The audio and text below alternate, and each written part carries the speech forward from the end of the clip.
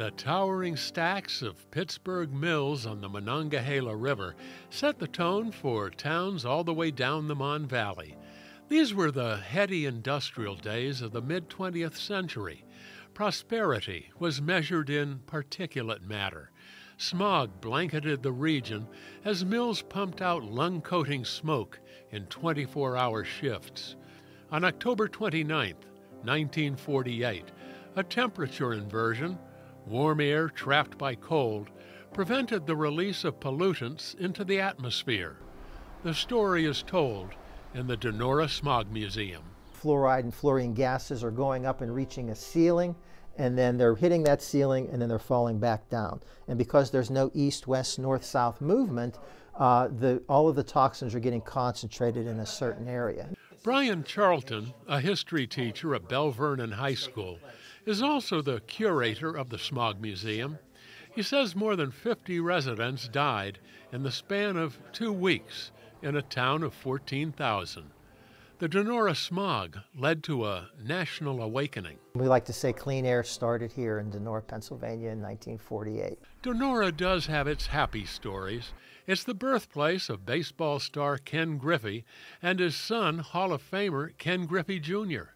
It's also the home of St. Louis Cardinals legend. Oh, absolutely. Without question, Stan Musial. People come from all over the United States. He would talk to us wanting to know what's happening at the Polish Falcons, what's happening at the American Legion. He was always invested in his town. After winning the World Series in 1942, he came home in the off-season to work in the local grocery. Like many Mon Valley communities, the shutdown of the mills led to a corresponding loss of population. Today, below 5,000. Old wooden buildings and storefronts slowly decay into obscurity. But a neighborhood called Cement City still stands, a century after the first concrete walls were poured. The attic is not just the eave isn't just poured, it's the entire attic floor that's being poured as well. So the houses are incredibly heavy. Once or twice a year, Brian Charlton leads a tour of Cement City, beginning with his own house. He and his wife Nancy, who has lived in Cement City since she was 10 years old, welcome visitors. First stop is the parlor. The couple has restored their home to match as closely as possible the house as it appeared when it was built about a century ago. There's the fireplace, the floor. No detail is too small. Upstairs in this front bedroom, we found one of the original wood doorstops. Rooms were small back in the day. No need to leave space for a widescreen television. For the times, it was cozy living, perhaps even a bit luxurious.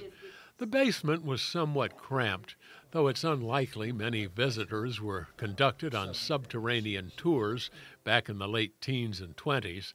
The building material matched the rest of the house.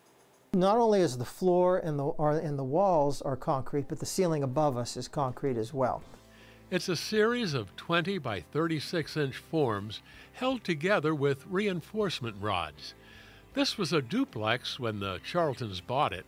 Transforming it into a single home required a jackhammer to blast a doorway through 7.5 inches of concrete. One doorway is 3 solid 8-hour days. It takes about 3 days to get through one doorway. It's 3 days, and that's why we only did 2 doorways, one upstairs and one downstairs. And by the time we got to the basement, we just basically said, forget it. We're just done. We'll walk up the steps to get to the other side. Cement City is a 4-block neighborhood of 80 homes, concrete covered with stucco. Each has its own paint job, its own personality. They were built with Portland Cement, a New Jersey company owned by legendary inventor Thomas Edison. Edison's motivations are several. Number one, Edison, the capitalist, he's trying to make money off of this. Number two, there's an altruism in this as well with his political philosophy. He does want to help people. And number three, he wants to leave some type of a legacy as well, just like Andrew Carnegie's leaving that legacy with libraries. The neighborhood name is misleading. Cement City is actually made of concrete, which means the sand and gravel have been added, among other things. But Concrete City, well, that just doesn't cut it. Like many communities in the Mon Valley, Donora has struggled with an economic downturn that has spanned decades. But here in Cement City, neighbors are doing their best to retain their hope and their history. Fran Emery was 24 years old when she moved out of this house in 1964.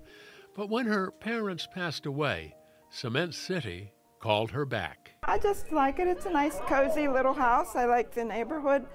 Some of the old neighbors are still here, and I just think it's nice up here. She too witnessed the back-breaking task of punching through a concrete wall. There was a wall here.